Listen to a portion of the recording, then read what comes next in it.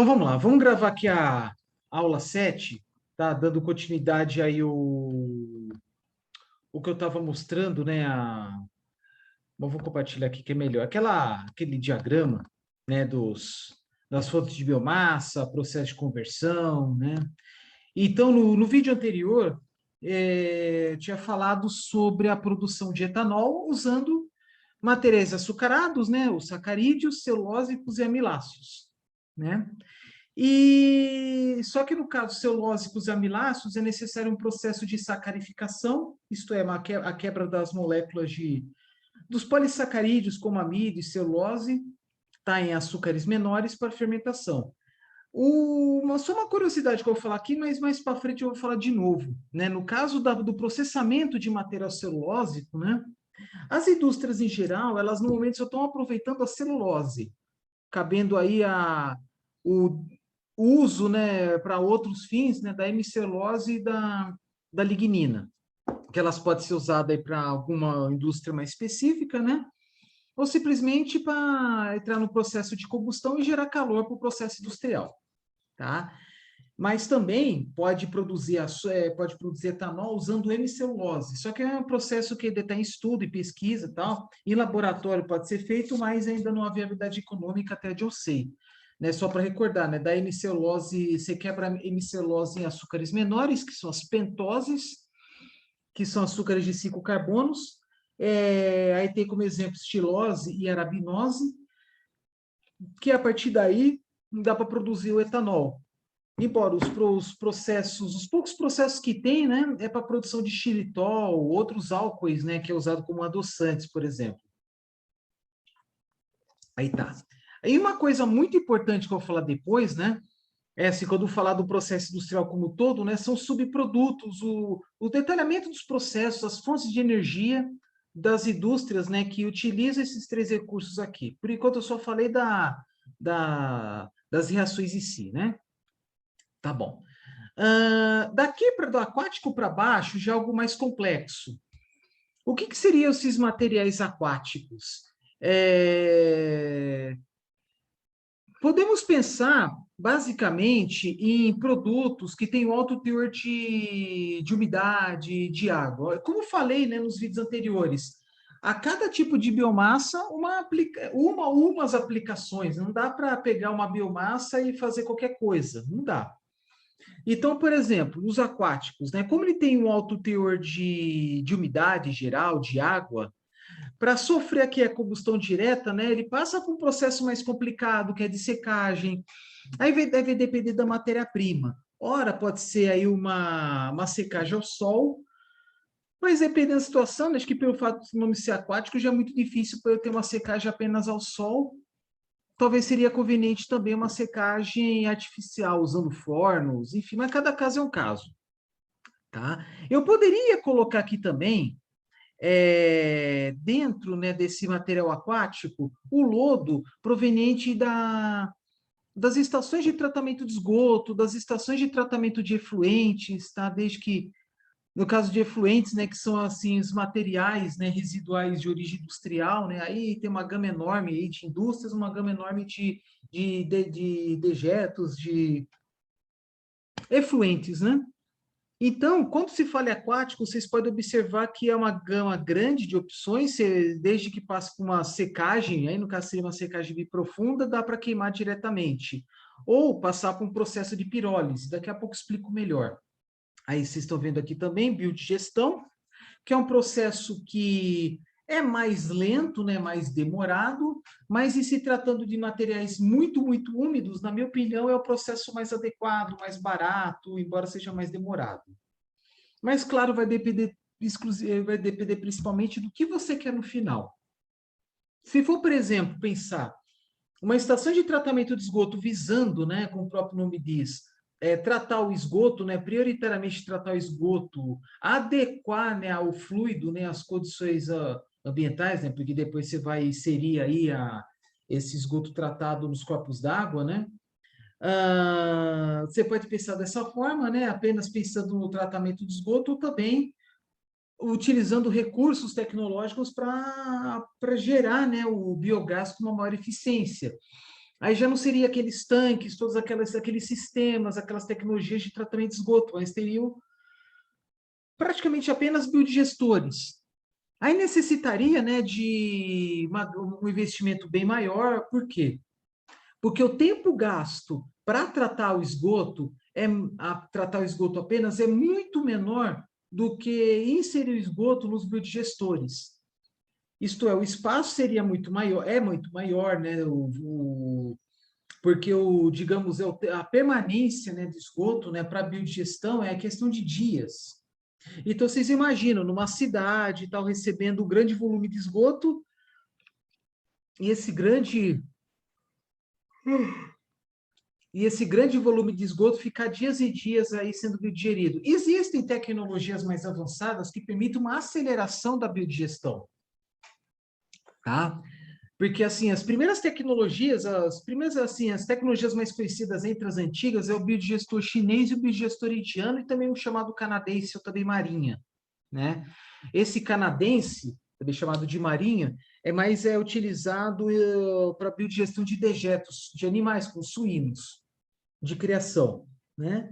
Agora, é um processo, assim, relativamente barato, né? Com qualquer outro processo de gestão é mais demorado, né?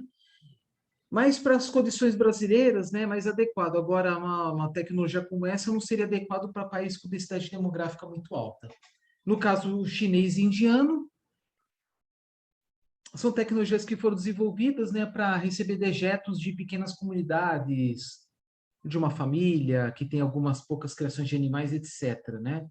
Mas existem outras, chamada WASB, que é adequada para pequenas comunidades, pequenas vilas também, mas numa cidade grande teria que ter um monte de biodigestores. Será que seria viável economicamente? Não sabemos, tem que fazer o cálculo. Mas, enfim, na minha opinião, apesar da grande período de exposição, né, o biodigestão é mais simples, mais barato, mais adequado e tal.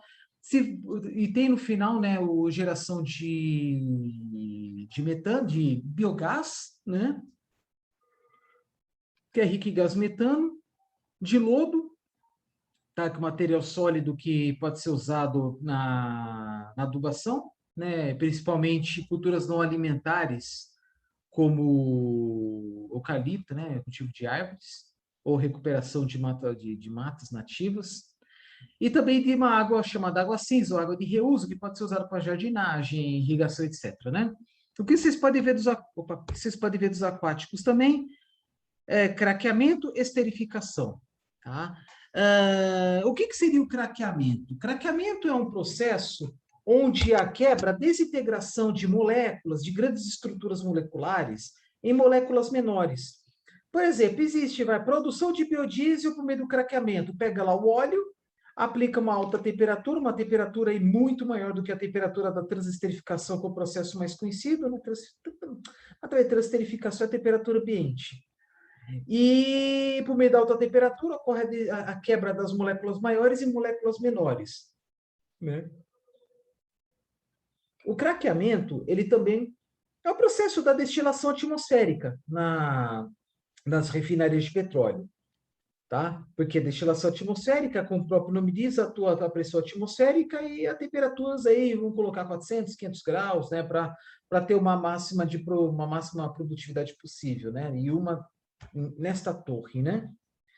E aí tem a esterificação, né? Quando eu falo esterificação, né, eu tenho que incluir também a transesterificação, porque mais para frente eu vou falar para vocês que transesterificação é o quê? É a síntese de óleos e gorduras com álcool que produz ésteres, né, que é o biodiesel propriamente dito, mais resíduo glicérico, rico em glicerina. E a esterificação é a síntese de ácidos graxos, que pode ser desde os ácidos graxos que estão naturalmente nos óleos, tem também os ácidos graxos que são formados quando o óleo ou gordura está mal acondicionada, quando absorve umidade, quando ocorre aí alguma reação, né, fruto de mau acondicionamento, né? Isso acontece também porque tem óleos que têm um grau de oxidação muito rápido, outros são mais demorados, mais para frente explico melhor. Mas, e também a produção de ácido graxo Durante a produção, o próprio processo de esterificação pode ocorrer também, geração de ácido graxo, devido principalmente a um alto teor de água, que é algo que deve ser evitado. Então, basicamente, esterificação, ácido graxo mais etanol, tá? Mas também o processo produz os ésteres, né? Que são os principais componentes do biodiesel, tá bom? Então, assim, no caso de esterificação, é ácido graxo mais álcool, o que resulta em éster mais água. Ao passo que transesterificação é triglicerídeos, melhor dizendo, triglicerídeos mais álcool, e que é igual a ésteres e glicerina. Bom? Então, o aquático, né, uma gama enorme de opções, e pode incluir até aquelas matérias-primas, algas, por exemplo, né, pesquisa-se algas para a produção de biodiesel. Mas isso é mais para frente, quando falar de combustíveis de terceira geração. Tá? Vamos falar do que é um pouquinho mais fácil, oleaginosas. Da oleaginosa, extrair óleo também dá para esterificar, transesterificar, craquear para a produção de biodiesel, né? Das oleaginosas que aparece pirólise também, tá? Vou falar aqui, né? Porque falando de aquático, pirólise, oleaginosa, pirólise, porque vocês podem ver, né? Que existem alguns processos de conversão que podem receber várias matérias-primas, especialmente combustão direta e pirólise. A combustão direta nada mais é do que a queima como nós conhecemos, né? A lenha na churrasqueira ou no fogão a lenha, tá? É a lenha ou palha, bagaço nas caldeiras. A combustão é uma reação exotérmica, né? Em toda reação exotérmica gera calor, né? O objetivo principal da combustão é essa. Só que na combustão é o seguinte: você coloca lá a matéria-prima, com a presença de um carburante e de um fator, de um elemento que permite aí aqui contribuir para a ignição, ele promove o quê? Uma queima, né? Gera aí a queima. Então, é carburante, combustível, mais uma faísca, o ambiente de alta temperatura também, por exemplo, se você vai colocar, você pode até, por exemplo, colocar um pedaço de lenha no forno a lenha, sabe, no que momento que você não está mais colocando a lenha, né? Aí começa a apagar a chama, e aí fica, né, aquele ambiente, né, com aquele carvão em brasa, ambiente de alta temperatura. Você colocar um pedaço de papel, automaticamente ele queima, não por causa do contato do papel com a brasa, mas é mais por causa do ambiente, da temperatura. Mesma coisa, por exemplo, tem lá forno mufla, que é um forno elétrico que tem em laboratórios. Se você deixar lá o forno mufla ligado aí a uns, vamos supor, 300 graus, você coloca o pedaço de papel e ele automaticamente queima. Então não tem chama, não tem faísca, nada disso. Que até chamam, né, de triângulo da combustão. Carburante, combustível e um terceiro fator, que pode ser uma faísca, né? No caso de motores que tem ignição por centelha, que no caso é o motor ciclo Otto, né, de carro leve, que consome gasolina, gasolina, etanol ou gás natural. A pressão também, né, é importante, dependendo da situação, né? Por exemplo, motores a diesel na ignição por compressão. Tá? Então, o triângulo da combustão, de novo, carburante de um lado, combustível do outro, o terceiro é um coringa. O que é o coringa? Pode ser uma faísca elétrica, né? Alta temperatura e também alta pressão, como no caso dos motores a diesel. E aí promove a combustão. E existem várias máquinas térmicas que promovem a combustão, como motores de combustão interna, ciclo Otto, que é ignição por centelha, motor a diesel, ciclo diesel, né, que é ignição por compressão, caldeiras, fornos, assim, quando eu falo forno a lenha, por exemplo, tá? Um forno mufla, que é elétrico, como eu falei para vocês, e basicamente combustão é o quê? Conversão de carburante, de um carburante, mais um combustível, o que gera os gases residuais, né? Em especial CO2 e água. Se for pensar uma combustão completa, carburante mais combustível mais CO2 e água. Uma combustão incompleta, aí vai gerar, por exemplo, monóxido de carbono, né? Quando há um desequilíbrio aí com um teor menor de oxigênio. Quanto mais oxigênio, menor a tendência de produzir CO, monóxido de carbono, e maior a tendência de produzir CO2. Tá? Que mais? E aí também, né, uma produção, né, de outros gases, outros componentes.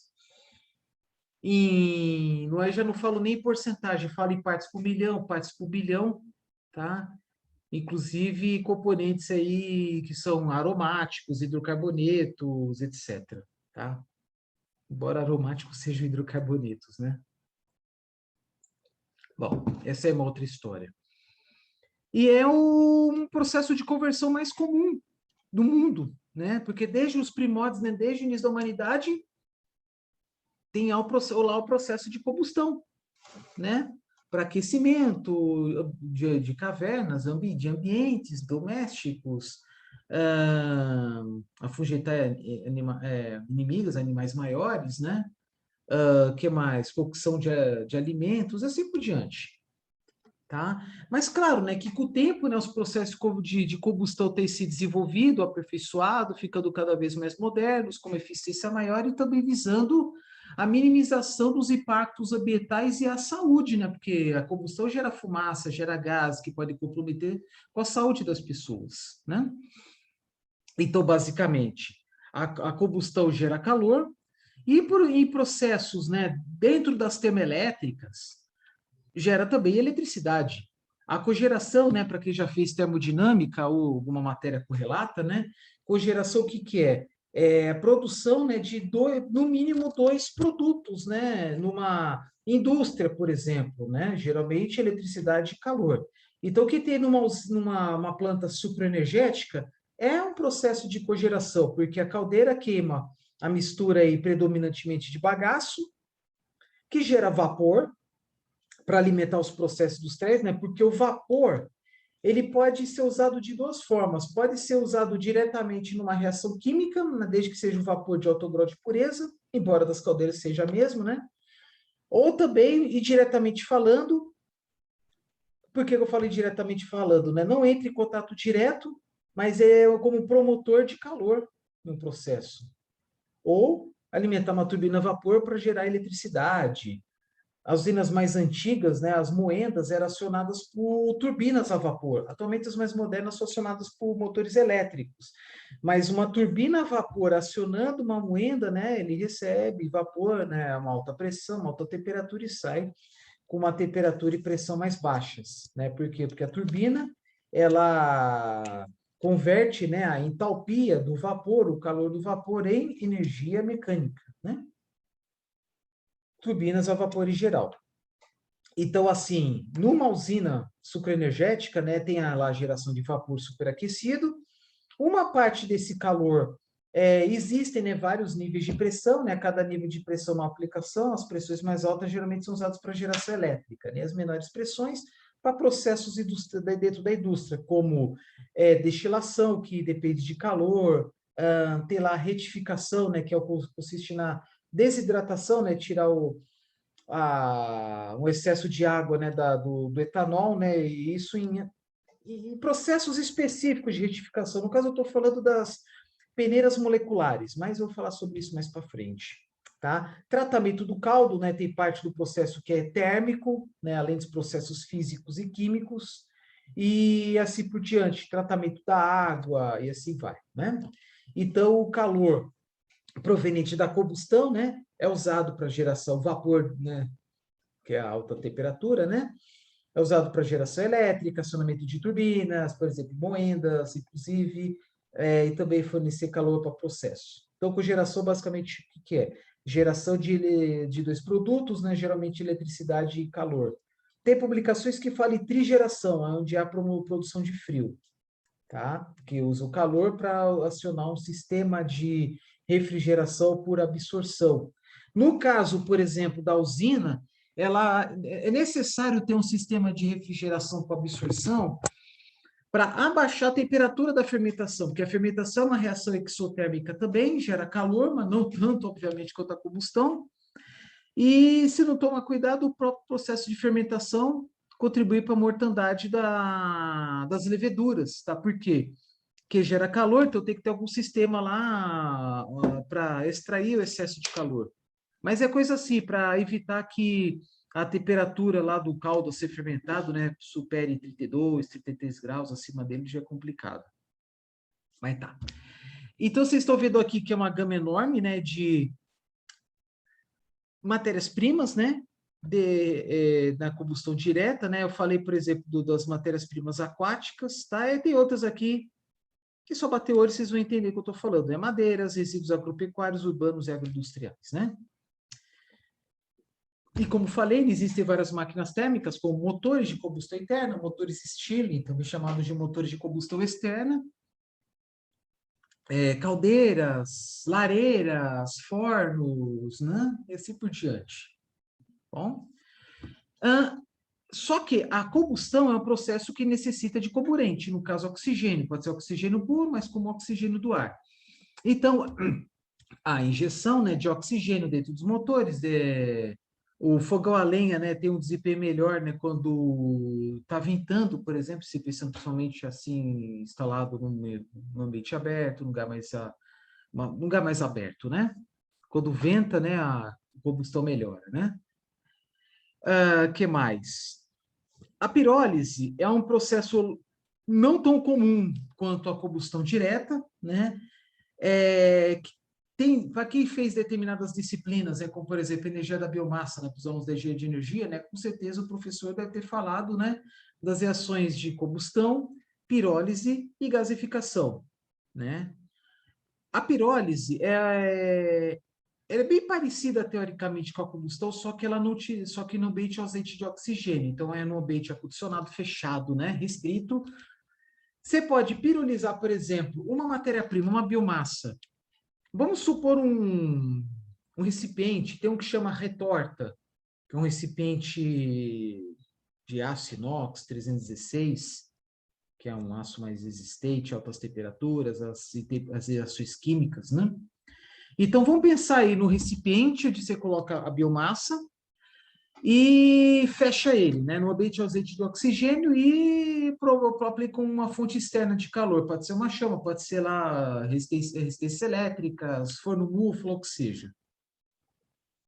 À medida que a temperatura do ambiente onde está alojada a biomassa, à medida que a temperatura vai aumentando, ao alcançar em torno de 100 graus, até 120 ocorre a desidratação, né? A desumidificação. Tá? Aí, a partir lá dos 300 graus, ocorre o que chama de carbonização. Essa reação de carbonização consiste no quê? Após a desidratação, ocorre a formação, né, de componentes voláteis. Esses componentes voláteis são decorrentes da desintegração de componentes sólidos da própria biomassa. Também você pode pirolizar com componentes líquidos, como vocês estão vendo aqui, ó, oleaginosas, por exemplo, né? Óleo em estado líquido. Então, você pode pirolizar óleo. Então, a partir de uma certa temperatura, ocorre uma reação decorrente à temperatura, né, uma reação química, reação físico-química, digamos, né? Em que as moléculas menores são quebradas, as moléculas menores, elas reagem e tal, e formam os componentes voláteis. E no ambiente, por exemplo, a 300 graus, pelo menos, né, para iniciar, né, são gerados alguns componentes, né? E se for pensar, por exemplo, uma biomassa sólida, que é predominantemente lignina, hemicelulose e celulose, geralmente são quebradas as primeiras moléculas de celulose e hemicelulose. E aí, a temperaturas maiores que começa a desintegração da lignina. Então, e também, se dependendo, né, do conteúdo da biomassa, né, componentes, eles podem não reagir quimicamente, mas assim, separar da biomassa, né, apenas pela temperatura em si, né? É igual, por exemplo, acontece com o craqueamento, né, dos lados derivados de petróleo, né, que a temperatura contribui para a separação das frações, né, porque o petróleo é uma mistura. Eu falo isso também, porque no caso da pirólise, você vai colocar óleo, né, pode acontecer isso, né, pode, com certeza, 120 graus sai a água. E a outras temperaturas abaixo acima dela saem outros componentes. Mas por que saiu a água sem a 120? Porque houve reação química? Não, porque, não, porque a biomassa está molhada, está úmida. tá? Então, se tiver outro componente, né, molhado de alguma outra substância, também pode ser volatilizada dependendo da temperatura. Mas vamos lá, carbonização, né, ocorre a temperaturas a partir de 300 graus, onde parte dela é desintegrada e gera compostos voláteis. Gases, né? Aí tem gases combustíveis e não combustíveis. Não combustíveis, como por exemplo, dióxido de carbono.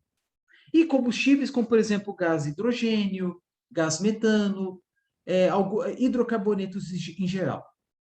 Só que alguns desses componentes voláteis, há uma geralmente esses gases eles passam por um condensador para promover, né, a queda da temperatura, e dependendo da temperatura, algumas frações elas liquefazem.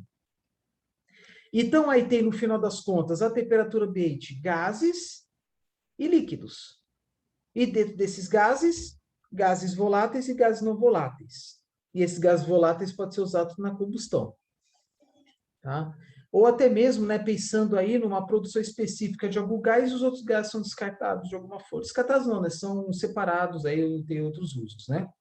Por exemplo, você pode instalar uma planta de pirólise visando produção de hidrogênio, aí como vai ter metano, vai ter CO2, aí tem que passar por processo de separação, visando a purificação de hidrogênio, e aí usa esses outros componentes para outras aplicações, ou simplesmente descartar na atmosfera, ou queimar, enfim. Então, pirólise seria o quê? Um processo onde ocorre aumento da biomassa e o azeite de oxigênio, e ocorre assim a geração de materiais voláteis, né? Mas a pirólise ocorre a uma temperatura acima da temperatura de carbonização, que é aquela que nós conhecemos, né, visando a produção de carvão vegetal. Porque até falei besteira aqui, não é que falei besteira, eu falei a partir de 300 graus ocorre eliminação dos primeiros voláteis, ok. Mas a 300 graus é uma temperatura mais comumente encontrada no processo de torrefação, inclusive torrefação de café. Então, por exemplo, a 300 graus inicia a torrefação, que aí são são eliminados os primeiros voláteis. Tá? Os primeiros componentes voláteis. Aí vai aumentando a temperatura chega a 400 graus, aí já não fala mais em torrefação, já fala em carbonização. E aí uns 500 graus já fala em pirólise mesmo. E o objetivo final é o quê? A separação dos voláteis e geração de um material com maior concentração de carvão, de carbono. Por isso está aqui, ó, carvão. Tá? Mas é o seguinte, o carvajamento, como nós conhecemos, para ser usado em churrasco, ele já inicia, assim, no mínimo, uns 400 graus. Por isso que eu falei, né? Carbonização. Tá? Porque se colocar uma temperatura mais baixa de torrefação, vocês vão ver que a lenha não está totalmente carbonizada, ela está no meio termo. Tá? Dá para queimar tranquilamente, mas não é aquela coisa, né? Não é como carvão vegetal, né? Tá? Só que há uma certa confusão, né? Porque o termo pirólise ele é muito usado na produção, na geração de produtos de alto valor agregado. É um processo muito ouvi muito falar nos laboratórios. Agora, se for pensar, é aquele carvão que você vê no supermercado para o churrasco, eu já não falo pirólise, falo carvajamento, carvoaria, né? Enfim, né? Não usa o termo pirólise. Pirólise é muito usado assim para onde requer produtos de maior valor agregado, até mesmo para a produção de carvão ativado, que aqui é substância muito usada na indústria química, para purificação, até para purificação de água, por exemplo, né? Então, assim, a pirólise, né, é basicamente, sei lá, um material com alto teor de carbono e sai os voláteis. E assim, mais para frente, eu vou mostrar para vocês uma curva de uma câmara termogravimétrica, né, mais conhecida como TGA, onde simula a reação, né, de conversão da biomassa em, por exemplo, voláteis, carbono fixo, tal, né? E uma parte dela é a pirólise, tá? Então, pode acontecer, por exemplo, você colocar lá 1 quilo de biomassa, sair, por exemplo, 300 quilos de carvão, o restante é umidade, né, água e voláteis. Pode. Agora, quando eu falo em gasificação, já a temperatura acima da pirólise, e aí aquele carbono, ele é desintegrado também e ele é gasificado. Aí a conversão, quase toda a biomassa vira gás e o restante vira líquido. Tá? Tanto na pirólise quanto na gasificação, no carvejamento, eu não sei se na torrefação há uma geração de alcatrão, tá? Que é um componente que tem um cheiro que remete a cigarro, que a uma alta temperatura ele é bem fluido, mas a uma temperatura baixa ele tende a ficar viscoso, formando até uma pasta bem sólida e dura. Tanto que na hora de fazer a limpeza de retortas ou qualquer máquina térmica onde tem geração de alcatrão, não é só com água e sabão, usa até soda cáustica, é uma limpeza bem mais pesada, e para tirar o cheiro de cigarro é complicado, tá? Então, assim, a gasificação, né, ocorre já a temperaturas aí acima de 800, até 1000 graus, para gerar gases composto por milhares de substâncias, né, que elas podem ser usadas para diversas aplicações, pode ser para queimar, pode ser usado para indústria química, aquela história que eu comentei com vocês agora há pouco, né, dos gases que passam no condensador e uma parte desse gás, né, ele é condensado e vira aí produtos líquidos dos mais diversos, existe, né, processo de gasificação de biomassa visando produção do que chama de água de madeira, que concentrado é usado como defensivo agrícola, diluído como fertilizante, tá? Então, os processos termoquímicos basicamente são combustão, embora não esteja aqui torrefação, embora não esteja aqui, né, carbonização, pirólise e gasificação. A diferença entre eles, né, por exemplo, combustão é alta temperatura, claro, alta temperatura aí com comburente, ar ou oxigênio puro. Pirólise, pirólise é ausente de oxigênio, carvejamento também, né? Embora o carvejamento, né, dependendo da forma como você faz, também pode ser no ambiente presente de oxigênio, mas aquelas carvoarias, né, clandestinas ou não, mais antigas ou mais modernas, elas conseguem produzir carvão em um ambiente ausente de oxigênio. Tá? Por exemplo, bom, mais para frente eu explico melhor, né? Senão fica muito extenso esse vídeo.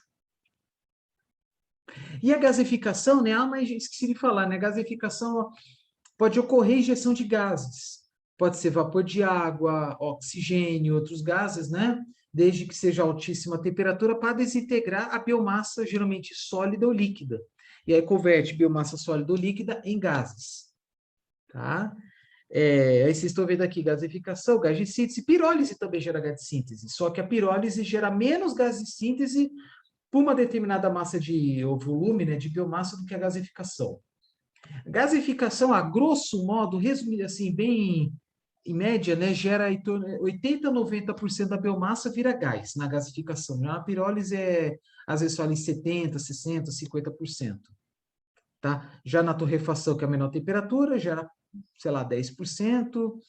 No carvejamento, 20%, 30%, um pouco mais que isso, né? Dependendo da biomassa e das temperaturas e tempo de exposição. Tá? Que mais? Da mesma forma que eu falei anteriormente, né? Como, tanto processo de combustão, pirólise, qualquer processo industrial, quer dizer, qualquer processo de conversão, é interessante que use, né, a mesma biomassa, com as mesmas características, tá, as mesmas propriedades, para ter uma maior previsibilidade no que tange a quantidade e qualidade, né? A quantidade das frações, né, dos produtos obtidos e a qualidade destes, né? Então, se uma planta industrial utiliza aí 1 tonelada de lenha de eucalipto por dia, então é bom continuar usando 1 tonelada, tal, né? E colher, né, usar, né, a biomassa assim no mesmo lugar, produzida ao mesmo tempo, enfim, na medida do possível. Que é algo que é mais difícil se tratando de resíduos sólidos urbanos e tratamento de esgoto, tá? Vamos ver uma coisa aqui. Eu parei aqui na gasificação, né? Vamos falar desses outros resíduos aqui.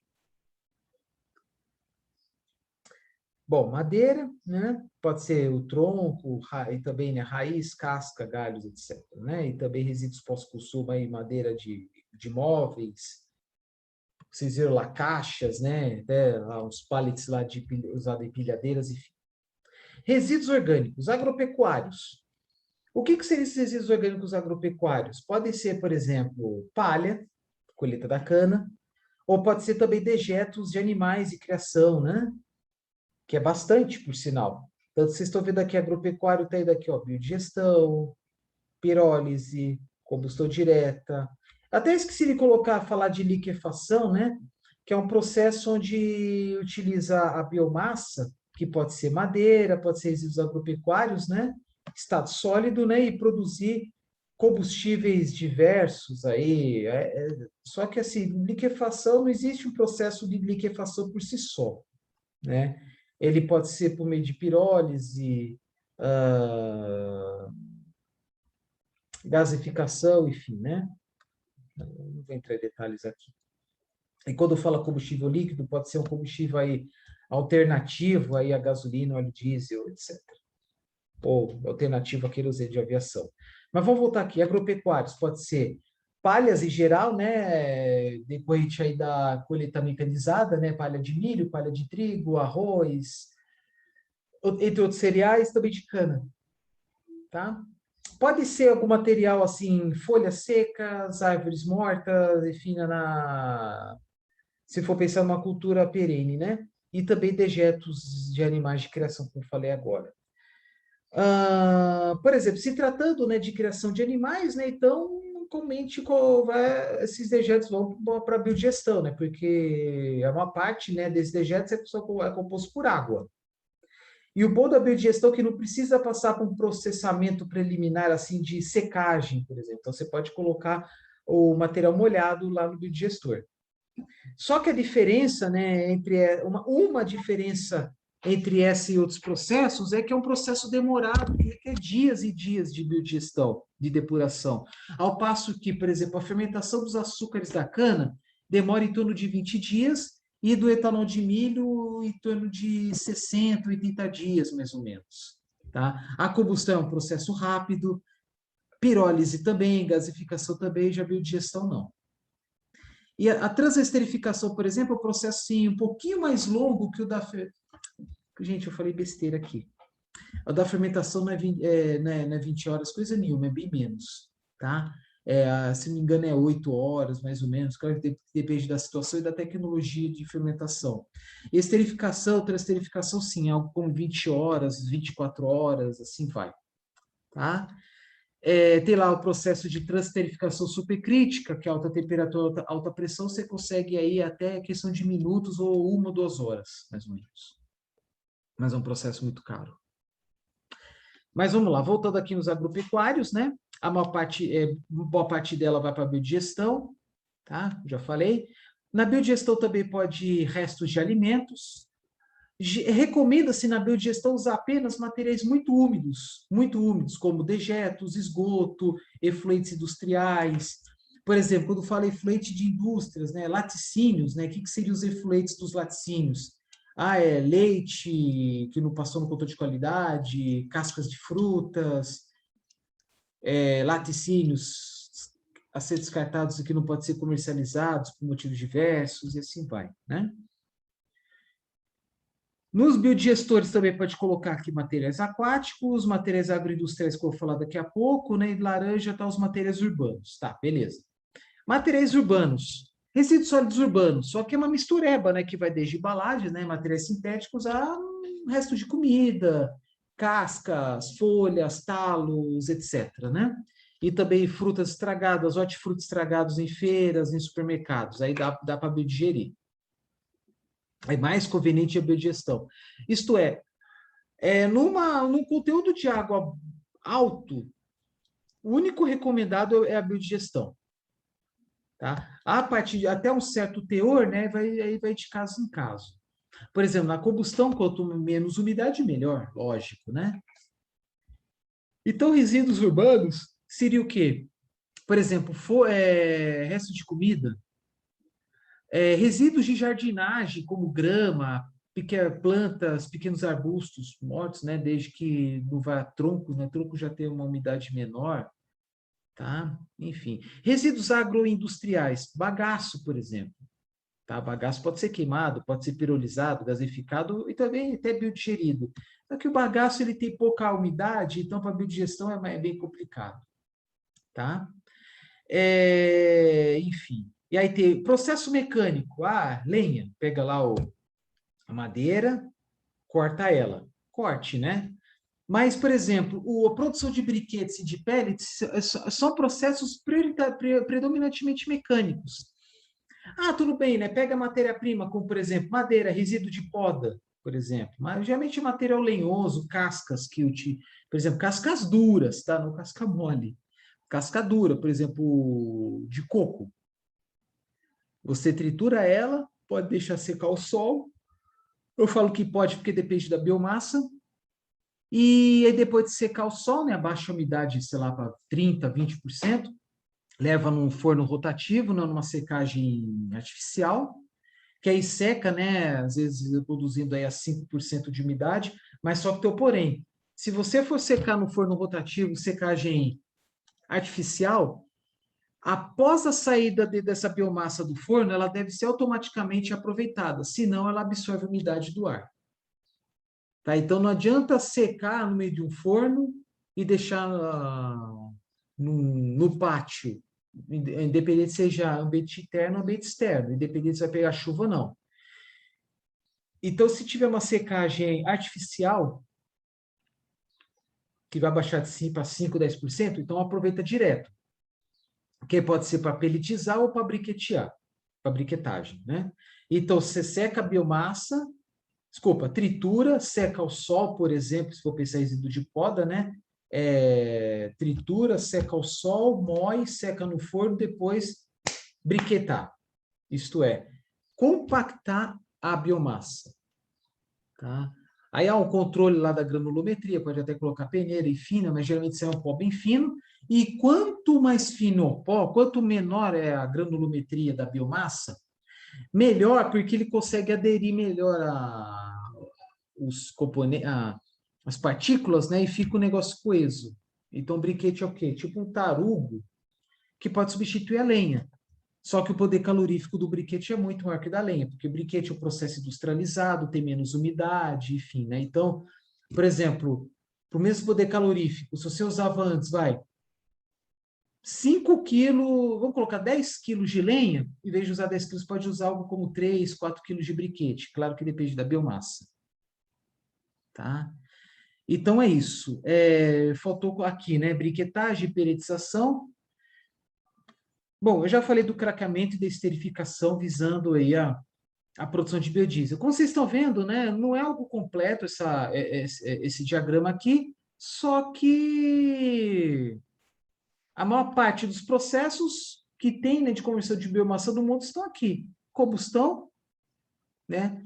Tanto que até no Brasil, né, até a década de 50, 60, né, a matriz energética do Brasil era predominantemente a lenha por meio do processo de combustão, porque até então utilizava-se, né, a biomassa no Brasil usando tecnologias arcaicas. Agora tem tecnologias mais modernas, né, porque também apareceu lá as tecnologias de fermentação e destilação visando a produção de etanol, enfim, e tem umas que estão em estudos. Biogestão também tem, né? Está devagar, mas está indo, né? Existe um potencial enorme de produção de biogás, o biogás sim, né? Para depois ser queimado no motor, enfim, né?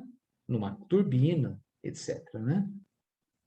Lenha também, essa lenha, combustão direta, pirólise, gasificação, né? Então, assim, biodigestão é materiais úmidos, muito úmidos, como cascas de frutas, dejetos de animais, esgoto, alguns efluentes industriais. Tá? E também alguns resíduos de jardinagem, que é muito úmido, como grama, algumas plantas baixas, né? Que não tem tronco, não tem galhos. Aí tem, né, a produção de biodiesel, né? Aí mas é transesterificação e também a produção de etanol, por exemplo, fermentação. Já os outros, como pirólise, gasificação, craqueamento, não são muito comuns. Dá para simular em laboratório, tranquilo, né? Mas não há uma produção em larga escala. tá? Só para terminar, né, que eu tinha comentado aqui, né? Por exemplo, década de 40 predominava o uso da lenha e do carvão vegetal. Mas o carvão vegetal vem da lenha. No próximo vídeo eu explico melhor essas figuras aqui. Tá? Estão vendo que algumas delas elas estão referenciadas, né? Tá só para reforçar assim. Eu julguei ser conveniente assim, né? Informações mais relevantes, mais técnicas, eu estou colocando referência. Ao contrário de. Aqui, essa aqui também, né? Aí tem umas aí que eu peguei na internet apenas para ilustrar o assunto. Tá bom? Bom, vou parar por aqui, começando aqui a bocejar. Vou me preparar melhor, tá? Vou estar mais disposto para o próximo vídeo, tá? Um grande abraço. Até daqui a pouco.